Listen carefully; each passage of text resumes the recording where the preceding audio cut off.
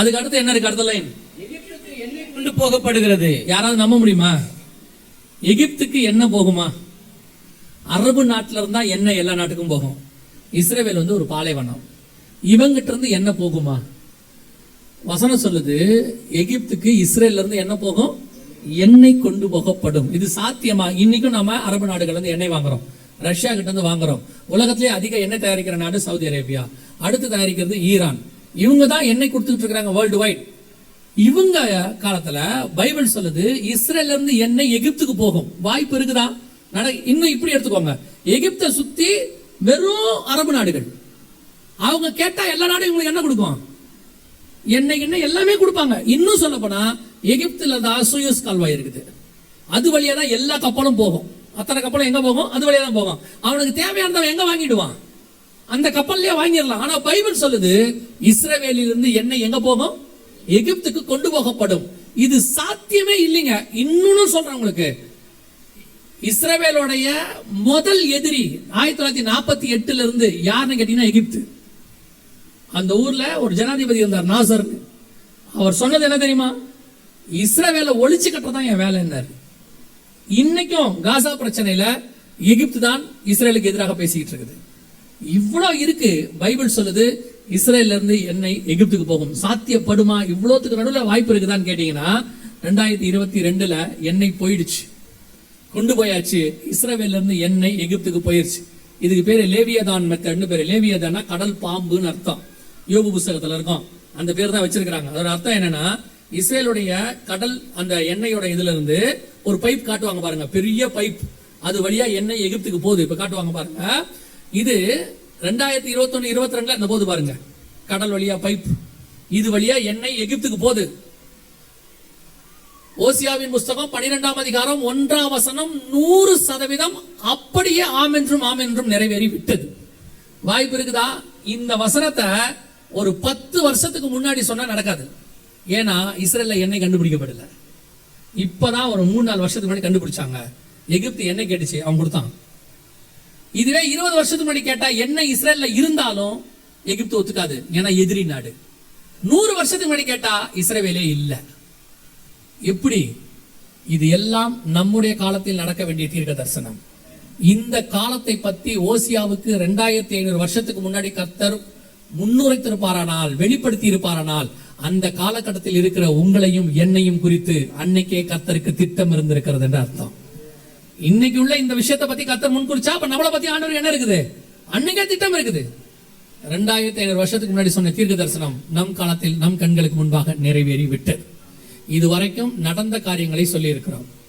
இதெல்லாம் 2022-23 வரைக்கும் நடந்தது. இனி 2 காரியங்கள் நடக்கும். அந்த 2 காரியங்களை மாத்திரம் சொல்லிட்டு நாம் ஜெபம் பண்ணி முடிக்க போகிறோம். வாசிங்கள் 1ஆம் அதிகாரம் யோவேல் புஸ்தகம். அடுத்து அப்படியே 1ஆம் அதிகாரம் யோவேல் புஸ்தகம் 6வது வசனத்தை வாசி. எண்ணி முடியாத ஒரு பலத்த ஜாதி என் தேசத்தின் மேல் வருகிறது. அதன் பற்கள் சிங்கத்தின் பற்கள், துஷ்ட சிங்கத்தின் கடவாய் பற்கள் அதற்கு உண்டு. இது யாரை பத்தி சொல்லி இருக்குது? எண்ணி முடியாத ஒரு பலத்த ஜாதி.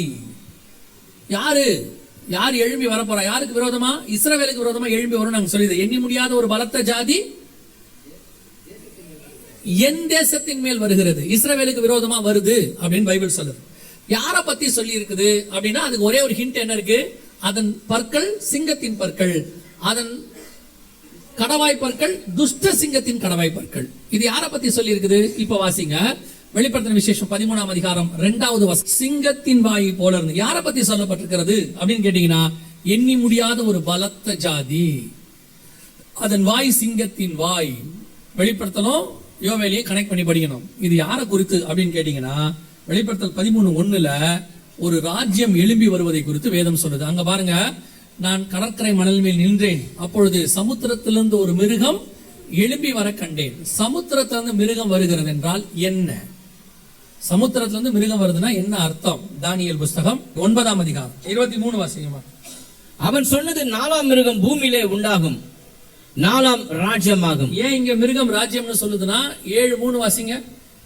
7:3. அப்பொழுது வெவ்வேறு ரூபம் உள்ள 4 பெரிய மிருகங்கள் சமுத்திரத்திலிருந்து எழும்பின. மிருகம் சமுத்திரம் வருதுன்னா என்ன அர்த்தம்? 23 என்ன சொல்லுச்சு? நாலாம் மிருகம் பூமியிலே உண்டாகும், ராஜ்யமாகும். 4வது ராஜ்யம்னு அர்த்தம்.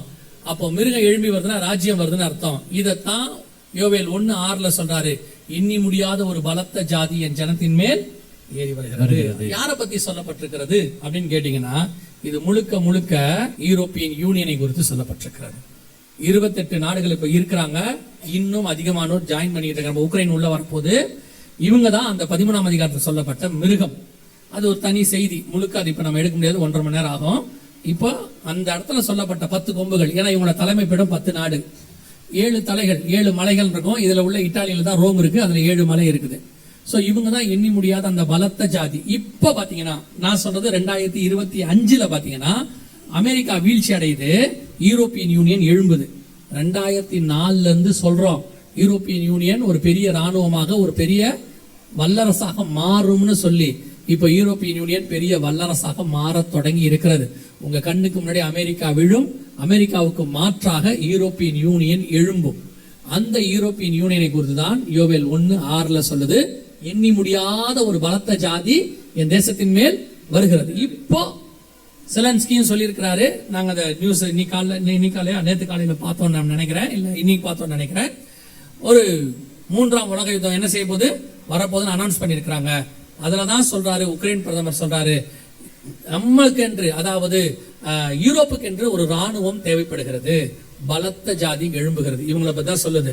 இப்ப இது எப்ப வரும்னு கேட்டீங்கன்னா, இந்த 3rd வேர்ல்ட் வார் இப்ப ஸ்டார்ட் ஆயிருக்குது இல்லையா, இப்போ எல்லாரும் சொல்றாங்கல்ல, இந்த வாருடைய உச்சம் முடியும் போது இந்த ஜாதி எழும்பும். இந்த ஜாதியில தான், அதாவது இந்த அரசாங்கம் எழும்பும். இந்த அரசாங்கத்துல தான் அந்தி கிறிஸ்து வருவான் என்று வேதம் சொல்லுகிறது. அப்ப இந்த அரசாங்கத்தில் அந்தி கிறிஸ்து வருவானானால் அவன் வருவதற்கு முன்பதாகத்தான் உங்களையும் என்னையும் மீட்க வருவேன் என்று இயேசு வாக்கு பண்ணி இருக்கிறார். அல்லேலூயா. 2 தெசலோனிக்கேயர் 2ஆம் அதிகாரம் 7வது வசனம் சொல்லுகிறது, அக்கிரமத்தின் ரகசியம் இப்பொழுதே கிரியை செய்கிறது. அப்படிதானே இருக்குது. 2 தெசலோனிக்கேயர் 2:7 என்ன சொல்லுது? அக்கிரமத்தின் ரகசியம் இப்பொழுது கிரியை செய்கிறது, இப்பொழுதே கிரியை செய்கிறது. ஆனாலும் தடை செய்கிறவன் நடுவில் இருந்து நீக்கப்படும் முன்னே அது வெளிப்படாது. அப்படின்னா சபை போனா தான் அந்த கவர்மெண்ட் வரும். சபை எடுத்துக்கொள்ளப்படும் போது அந்த கவர்மெண்ட்ல அவன் எழும்புவான்னு இருக்கு. இப்ப இந்த கவர்மெண்ட்டுக்கான எல்லா ஆயத்தமும் நடக்குது, வல்லரசா மாத்துறதுக்கு.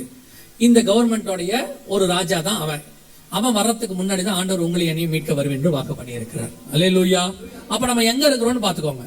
சரி, இவ்வளவும் இருக்குன்னு சொன்னீங்களே, இதுக்கு நடுவுல எங்கேயாவது சபை எடுத்துக்கொள்ளப்படுதல் இருக்கா? இதெல்லாம் இருக்கு, கரெக்ட். வரதுக்கு முன்னாடி இல்ல சொல்றீங்க, வசனம் இருக்கு. நேரடியா இதுக்கு நடுவுல எங்கேயாவது வருக வரும்னு இருக்கா, சபை எடுத்துக்கொள்ளப்படுதல் இருக்கான்னு கேட்டீங்கன்னா, அந்த வசனத்தை வாசிங்க, நம்ம முடிக்கலாம்.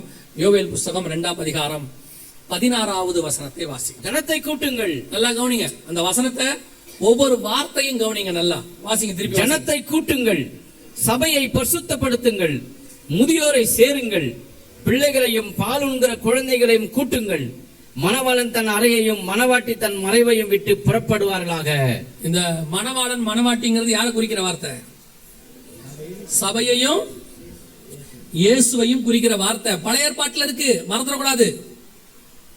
அது முழுக்க முழுக்க புதிய ஏற்பாட்டுல சொல்லப்பட்ட வார்த்தை மணவாட்டிங்கிறது. பவுல் சொல்றாரு கொரிந்தியருக்கு எழுதும்போது 2 கொரிந்தியர் 11:3-4 உங்களை ஒரே புருஷனுக்கு கற்புள்ள கன்னிகையாக ஒப்பு கொடுக்க. வெளிப்படுத்தல் 21:2 சொல்லுது, மணவாட்டி தன் புருஷனுக்காக அலங்கரிக்கப்பட்ட மணவாட்டியை போல. 21 வாசிக்கிறோம், நீ வா ஆட்டுக்குட்டியோட மனைவியாகிய மணவாட்டியை நான் உனக்கு காண்பிக்கிறேன். இது புதிய ஏற்பாட்டோட வெளிப்பாடு.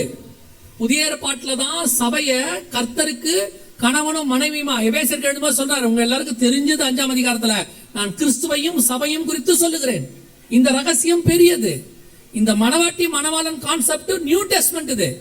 ஆனா யோவேல்ல ஆண்டவர் சொல்லும்போது மணவாளன் தன் அறையையும் மணவாட்டி தன் மறைவையும் விட்டு புறப்படுவார்களாக. எங்க புறப்படணும்?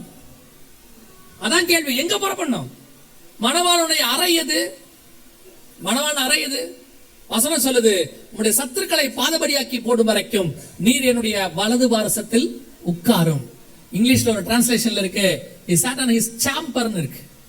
அவருடையதான இடத்திலிருந்து புறப்படுகிறார் அப்படின்னு அர்த்தம். எப்படி மணவாளன் புறப்படுற மாதிரி சூரியன் புறப்படுகுதுன்னு சொல்லி பைபிள்ல சங்கீதத்துல வசனத்துல நம்ம வாசிக்கிறோம். அதை அடுத்து இதுக்கு அடுத்து மணவாட்டி தன் மறைவையும் விட்டு. எந்த மறைவு? உன்னத பாட்டு சொல்லுது, கண்மலையின் வெடிப்புகளிலும் சிகரங்களின் மறைவிடங்களிலும் தங்கி இருக்கிற என் புறாவே உன் முகரூபத்தை காண்பி. இப்ப நம்ம எங்க மறைஞ்சிருக்கிறோம்? கண்மலையின் வெடிப்பு. கண்மலைனா இயேசு, வெடிப்புனா அடிக்கப்பட்டார். அடிக்கப்பட்ட இயேசு கிறிஸ்துவினுடைய புதிய ஏற்பாட்டு பிரமாணத்துக்குள் சபை மறைஞ்சிருக்கிறது. மணவாளன் தன் அறையையும் மணவாட்டி தன் மறைவையும் விட்டு புறப்படுவார்களாக. யோவேல்ல இருக்கு, நியூ டெஸ்ட்மென்ட்ல இல்ல. ரகசிய வருகை இருக்குதா, சபை எடுத்துக்கொள்ளப்படுது இருக்குதா, ஆண்டவர் சபையை கூட்டிட்டு பரலோகத்துக்கு போவாரான்னு கேட்கிறவங்களுக்கு வசனத்தை அண்டர்லைன் பண்ணி வச்சுக்கோங்க. மணவாளன் தன் அறையையும், அதுலயும் அந்த வசனத்தை என்ன அழகா சொல்றார் பாருங்க. ஜனத்தை கூட்டுங்கள், சபையை பரிசுத்தப்படுத்துங்கள். நேரடி வசனம். இயேசு சபையை எடுத்துக்கொண்டு பரலோகத்துக்கு போக போகிறார் என்பதற்கான நேரடி வசனம்.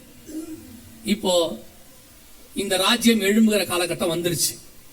இதுக்கு அடுத்துதான் கர்த்தர் சொல்றாரு புறப்பட போறாங்கன்னு சொல்றாரு. இன்னும் கர்த்தருடைய நாள் வரல. 3ஆம் அதிகாரத்தில் தான் கர்த்தருடைய நாளை பத்தியே பேசுறாங்க. கர்த்தருடைய நாள்னா நியாய தீர்ப்பு. அதுக்கு முன்னாடியே இங்க இருக்கு. அதுக்கு முன்னாடியே மணவாட்டி புறப்படணும். இப்ப நமக்கு இருக்கிற நேரம் என்னன்னா, 1ஆம் அதிகாரம் 6ஆம் வசனத்தில் சொல்லப்பட்ட சபை அந்த ராஜ்யம் எழும்புற இடத்துக்கு வந்துருச்சு. அனௌன்ஸ் பண்ணிட்டாங்க, நமக்குன்னு ஒரு ராணுவம் வேணும், நம்ம வல்லரசா மாறணும்னு. இந்த காலகட்டத்தில் இவைகள் சம்பவிக்கும் போதுதான் மணவாளன் வந்து மணவாட்டியை கூட்டிட்டு போக போறாருன்னு வசனம் சொல்லுது. அல்லேலூயா. அப்ப நம்ம எவ்வளவு நெருக்கத்துல இருக்க பாருங்க. சபை எடுத்துக்கொள்ளப்படுதல் எவ்வளவு கிட்ட இருக்குன்னு பாருங்க. சரி, இப்ப நம்ம என்ன செய்யணும் அதை மட்டும் சொல்லிட்டு முடிக்கிறேன். திருப்பி அதே வசனத்தை வாசிங்க. 2:16. ஜனத்தை கூட்டுங்கள், சபையை கூட்டுங்கள். இப்ப உங்களை கூட்டியாச்சு. என்ன பண்ணியாச்சு? கூட்டியாச்சு. ஃபர்ஸ்ட் பார்ட் முடிஞ்சிருச்சு. இப்ப எதுக்கு உங்களை கூட்டினாங்க? அதான் கேள்வி. எதுக்கு உங்களை கூட்டி வச்சிருக்காங்க? இப்ப நான் சொல்றது இந்த மீட்டிங்க்கு மட்டும் இல்ல, ஒவ்வொரு வாரமும் நீங்க கூடுறது. கொரோனாவுக்கு பிறகு எல்லாரையும் கூடக்கூடாதுன்னு சொன்ன பிறகு திருப்பி கத்த கூட்டி இருக்கிறாரு. கொரோனால குவாரண்டைன்ல வச்சு யாருமே கூடக்கூடாதுன்னு சொன்னாங்க. அதுல எவ்வளவு அழகா இருக்கு பாருங்க. முதியோரையும் குழந்தைகளையும் கூட்டுங்கள். கொரோனால இந்த 2 பேர் தான் சர்ச்சைக்கு வரக்கூடாதுன்னு சொன்னாங்க. வயசானவங்களும் குழந்தைகளும் வரக்கூடாதுன்னு சொன்னாங்க. அங்க மத்தவங்களை பத்தி சொல்லவே இல்ல. இளைஞர்கள் அதெல்லாம் சொல்லல. பர்டிகுலர் 2 பேர் சொல்லுது, முதியோரையும் குழந்தைகளையும் கூட்டுங்கள். இப்போ முதியோரும் குழந்தைகளையும் கூட்டியாச்சு. அந்த 2 பேர் தான் வராம இருந்தாங்க. கூட்டியாச்சு. இப்ப எதுக்கு கூட்டப்பட்டோம்? ஜனத்தை கூட்டுங்கள், சபையை பரிசுத்தப்படுத்துங்கள். இனி சபை மணவாளனை சந்திப்பதற்கு பரிசுத்தப்படுகிறதுக்கான நேரம் மட்டும்தான் இருக்கு, வேற நேரம் இல்ல. இல்ல எங்களுக்கு இன்னும் வீடு வாங்கி இடம் வாங்கி போட்டிருக்கிறோம், அதுல வீடு கட்டிட்டு தான் நாங்க சாவோம்னா வாங்க. உங்களெல்லாம் யாரும் ஒன்றும் செய்ய முடியாது. அதாவது ஒரு காலத்தில் சுவிசேஷமும் சரி அல்லது ஒரு காலத்தில் சபையும் சரி உங்களை கெஞ்சி கொண்டிருந்த காலம் ஒன்று இருந்துச்சு, சபைக்கு வந்துருங்க.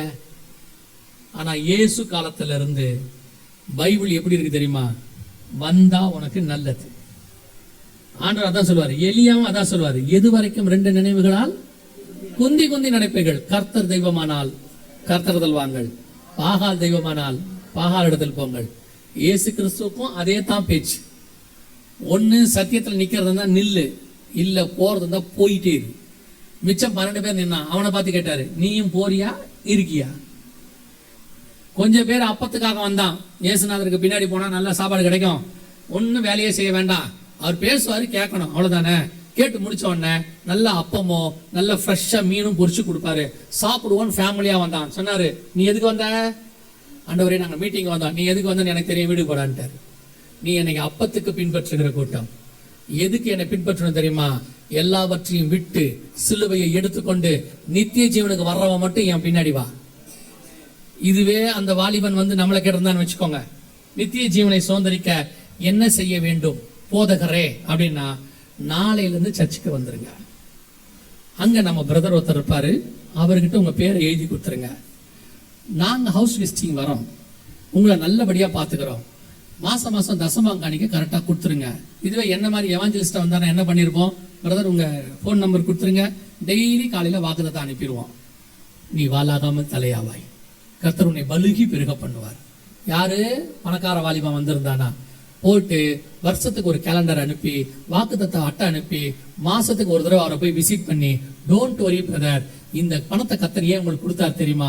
உங்களை தேடி வருகிற ஊழியக்காரர்களுக்கு கொடுக்கும்படி கர்த்தர் கொடுத்திருக்கிறார். ஹல்லேலூயா சொல்லி இருப்போம்ல. ஏசுநாதர் சொன்னாரு, எல்லாத்தையும் வித்து கொடுத்துட்டு பின்னாடி வரதுந்தா வா.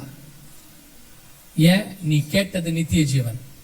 நித்திய ஜீவனை சுதந்திரிக்கணும்னா இதுதான் செய்தி, இதுதான் சத்தியம். நீ பரிசுத்தம் இல்லாமல் தேவனை தரிசிக்க முடியாது. எப்படி இருந்தாலும் சர்ச்சுக்கு வந்தா போதும், எப்படி இருந்தாலும் கூட்டத்தில் வந்தா போதும், கர்த்தர் உன்னை ஆசீர்வதிப்பாரு. நீ என்ன பாவம் பண்ணாலும் கர்த்தர் கிருபை உள்ள ஒரு பரலோகத்துல சேர்த்துப்பாரு. சொல்றவனும் போக மாட்டான், நீ போக மாட்டேன். அதான் உண்மை. இப்படி இருந்தாதான் போக முடியும் பைபிள் சொல்லுது. அப்படி இருந்தாதான் போக முடியும். எப்படி இருந்தாலும் பரலோகத்துக்கு போலான்னு பைபிள் சொல்லவே இல்லை ஒரு இடத்துல கூட. நான் சொன்ன வார்த்தைகளை கேட்டு அதன்படி செய்கிறவன் எவனோ. ரொம்ப அழகா இருக்கும் வெளிப்படுத்தின விசேஷம் 21ஆம் அதிகாரம் 27ஆம் வசனத்துல வாசிச்சு பாருங்க. தீட்டுள்ளதும் அருவருப்பையும் பொய்யையும் நடப்பிக்கிறதுமாகிய ஒன்றும் அதில் பிரவேசிப்பதில்லை. அந்த வார்த்தை ரொம்ப ஈஸியா கடந்து போயிட்டீங்க. தீட்டுள்ளதும் அருவருப்பையும் பொய்யையும் நடப்பிக்கிறதுமாகிய ஒன்றும் not even a single one, ஒன்றும் அதில் பிரவேசிப்பதில்லை. அப்படி இருந்தா அட்ஜஸ்ட் பண்ணிடுவாரு, இப்படி இருந்தா அட்ஜஸ்ட் பண்ணிடுவாரு, கிருபை உள்ளவர் ஆண்டவர், அதெல்லாம் பார்த்து தட்டி கிட்டி கூட்டிட்டு போயிடுவாரு. அதெல்லாம் நடக்காத மகனே. இப்படி இருந்தாதான் போக முடியும்னு இருக்கு. நான் சொன்னதெல்லாம் வசனம். நீங்க எனக்கு எதிராக பேசினா எனக்கு எதிராக தான் பேச முடியும், வசனத்துக்கு எதிராக பேசவே முடியாது. பிரதர் எம்டி ஜான் ஓவரா பேசுறாரு சொல்லிட்டு வேணா போ, ஆனா வசனத்துக்கு அகைன்ஸ்டா நீ பேசிடாத, உனக்கு தான் கஷ்டம். பரிசுத்தம் உள்ளவன் இன்னும் பரிசுத்தமாகட்டும், நீதி செய்கிறவன். ஏன்னா நீங்க நான் சந்திக்க போகிறது நீதியின் தேவன், பரிசுத்தத்தின் தேவன், ஒருவரும் சேரக்கூடாத ஒளியிலே வாசம் பண்ணக்கூடிய தேவன். கடைசி நிமிஷத்துல நிக்கிறோம், கர்த்தர் கூட்டி சேர்த்துட்டாரு. இனி சபை பரிசுத்தம் ஆவதற்கான நேரம் மட்டும்தான் இருக்கு. உச்சன் தலை முதல் உள்ளம் கால் வரைக்கும் சுத்திகரிக்கப்படணும். ராஜாவுக்கு ஏற்ற மனவாட்டியா மாறணும். எப்படி இருந்தாலும் போலான்றதெல்லாம் கிடையாது. இப்படி இருந்தாதான் போக முடியும். இயேசு வெகு சீக்கிரத்தில் வர போகிறார். அல்லேலூயா.